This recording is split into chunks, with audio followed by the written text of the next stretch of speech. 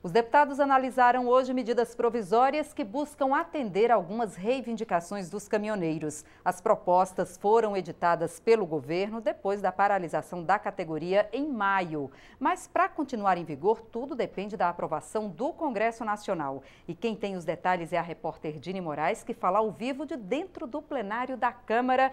Olá, Dini, foram 3 medidas provisórias aprovadas. Que reivindicações a Câmara aprovou hoje? E o primeiro passo foi dado, né, Dini, para que essas propostas aí continuem em vigor. Exatamente, Jaciene. Boa noite a você e boa noite a todos que nos acompanham agora ao vivo pela TV Câmara.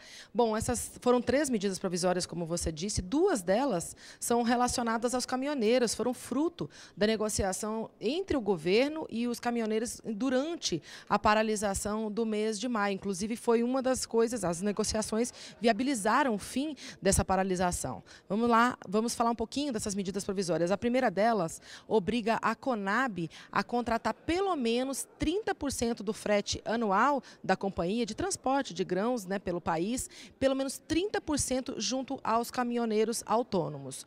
A outra medida provisória, ela estabelece a gratuidade da cobrança de pedágio sobre os eixos suspensos dos caminhões que rodam vazios pelas estradas brasileiras. Estendendo aí, hoje já existe essa gratuidade nas estradas federais, no entanto, essa gratuidade vai ser estendida também para qualquer tipo de rodovia, seja ela municipal, estadual, concedida, enfim. A terceira medida provisória, ela trata de criar uma indenização para os policiais rodoviários federais que trabalharem durante seus períodos de folga. Aí a previsão de impacto é de cerca de 75 milhões até o fim de 2020. Lembrando que esse período de folga em que é requisitado o trabalho do policial rodoviário federal, um bom exemplo também foi o que aconteceu durante a greve dos caminhoneiros em maio, Jaciene. Essas 3 medidas provisórias vão para análise do Senado. Elas perdem a validade em outubro, mas a ideia é que sejam, como elas já são consensuais, né, há acordo entre os partidos para que sejam aprovadas, a ideia é que sejam aprovadas antes disso e se transformem de fato em leis definitivas. Tá certo, Dini. Agora, os deputados também aprovaram hoje um pacote aí de propostas sobre a educação, né? O que muda aí para professores, alunos com a aprovação desses projetos? São 3 propostas também voltadas à educação. E, para isso, eu vou, inclusive, chamar a deputada Dorinha Seabra Rezende. Ela é primeira vice-presidente da Comissão de Educação aqui da Câmara. Ela está aqui, inclusive, no plenário com a gente, esperando para conversar e explicar para a gente, Jaciene, o impacto dessas propostas. Ela, além de vice-presidente da Comissão de Educação aqui da Câmara, ela é autora de 2 das propostas que foram aprovadas hoje. Deputada, a Jaciene, que é a nossa apresentadora, ela fez uma pergunta bem prática. Que mudanças dá para se esperar desses projetos que foram aprovados aqui? Existem mudanças bem práticas, né? Porque um trata de alimentação escolar, o outro trata de valorização da carreira dos profissionais e o outro trata de falta dos alunos, de frequência dos alunos. Então, dá para se esperar resultados práticos caso esses projetos venham a se transformar em lei. Bom, na verdade, a Comissão de Educação tem construído uma pauta de projetos importantes na área da educação. O projeto que trata das faltas é da deputada Keiko Ota e estabelece que, sendo superior a 30% de faltas, o Conselho Tutelar tem que tomar providências imediatas, né? Ele deve acompanhar a presença, então a escola vai notificar o Conselho Tutelar para que ele possa agir e impedir que aquela criança, aquele jovem perca o seu ano letivo, ou inclusive acompanhando se ela está sofrendo algum tipo de maltrato que tenha impedimento à frequência na escola. Então, tem uma mudança importante na garantia da presença e da frequência escolar. Um outro projeto que regulamenta o PNAE, que é, na verdade, o Programa Nacional de Alimentação, ele estabelece que estados e municípios criem as suas leis próprias de regulamentação do Programa de Alimentação Escolar. Garanta funcionamento e condições, inclusive financeiras, para que os conselhos que tem representação de alunos, de pais e da comunidade, possam fiscalizar a alimentação que está chegando na escola do seu filho. É uma boa alimentação? Está cumprindo a qualidade nutricional? O recurso está sendo bem empregado? Como isso pode melhorar? Quanto o Estado e quanto o município vai colocar, complementando o recurso da União.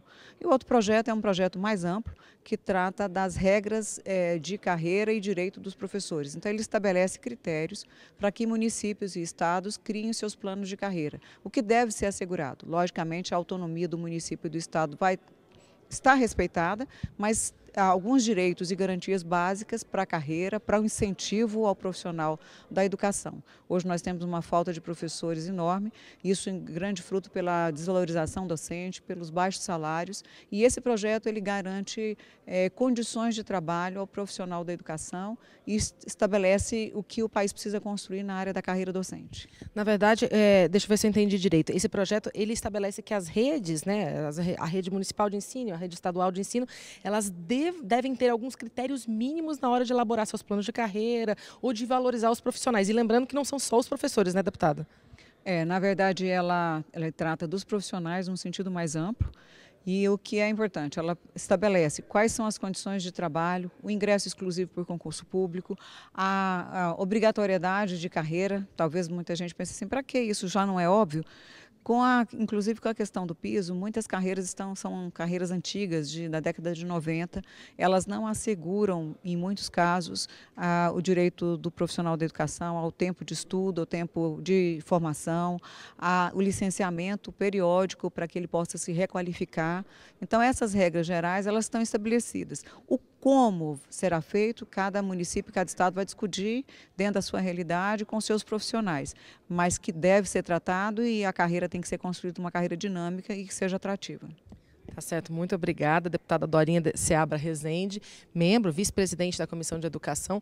Lembrando que essas propostas agora vão para análise dos senadores, Jaciene. Tá certo, Dini. Agora, Dini, além dessas propostas todas, né, que você falou aí para a gente sobre as medidas provisórias, as propostas para a educação, para valorizar os profissionais da educação e também para tentar beneficiar os alunos, né, com relação aí à merenda escolar, os deputados também discutiram um outro projeto, né, Dini, que não chegou a ser votado. Esse já é bem polêmico, viu, Jaciene? Na verdade, trata de um projeto que abre o mercado de companhias aéreas brasileiras, né? Hoje existe aí um limite para que estrangeiros tenham ações com direito a voto nessas companhias e esse projeto ele libera que estrangeiros sejam totalmente donos de companhias aéreas brasileiras. Vamos ver como é que foi o debate aqui no plenário. A primeira proposta discutida trata do setor do turismo, criando uma nova lei geral para essa atividade. A mudança que mais chama a atenção permite que empresas estrangeiras sejam 100% proprietárias de companhias aéreas em operação no Brasil. Elas tanto podem assumir o controle das já existentes, quanto abrir novas companhias. Hoje, os estrangeiros só podem ser donos de até 20% do capital desse tipo de empresa. No Brasil, onde historicamente se registra parca disponibilidade de capital para investimento, a situação das empresas aéreas figura-se ainda mais desconfortável. Em face de não poderem contar com mais de 20% de participação estrangeira no seu capital, com direito a voto, tornam-se extremamente vulneráveis diante de quaisquer evento ou períodos que requeram aportes consideráveis. Vêm-se forçadas a lidar praticamente sozinha com dificuldades dessa ordem, ou esperar o beneplácito do governo num pedido de socorro, ajuda que não se verificou, para citar um exemplo bastante traumático, no caso de uma empresa até então muito conceituada, a Varig. Em que lugar do mundo se entregou 100% do controle do sistema aéreo? Porque mesmo no Chile, que surgiu como exemplo no relatório, eles estabeleceram que foi uma política de reciprocidade. Só se outros países fizerem o mesmo. Essa proposta que está sendo colocada não tem lugar nenhum do mundo. Hoje o capital aéreo já é, de fato, internacional. O que nós podemos querer que alguma empresa europeia se interesse pelo Brasil e venha fazer bons voos e barato. O Brasil, o brasileiro, paga a tarifa aérea mais cara do mundo. Bom, essa proposta que trata aí do setor aéreo, de liberação de companhias aéreas estrangeiras serem donas totalmente de companhias aéreas brasileiras, ficou para depois a deliberação. Ela foi discutida, ou seja, a proposta deu passos aqui no plenário, mas não teve a votação concluída e isso ficou para outro dia. Não se sabe exatamente qual o dia que será votado.